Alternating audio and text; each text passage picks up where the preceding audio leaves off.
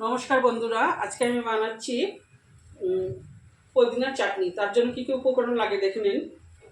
লাগবে পুদিনা পাতা আমি ধুয়ে রেখেছি, কাঁচা লঙ্কা ধুয়ে রেখেছি, আর আমার ঘরে তো আম নাই, কাঁচা আম, আমি তার জন্য দিচ্ছি তেঁতুল, আর নুনটা লাগবে, আর কিছুই লাগবে না। দেখবেন আমি কী করে বানাই। পুদিনা চাটনির জন্য আমি শিলনোড়ার মধ্যে নিয়ে নিচ্ছি নুন, কাঁচা লঙ্কা, তেঁতুল আর পুদিনা। এটা আমি এখন বেটে নেব।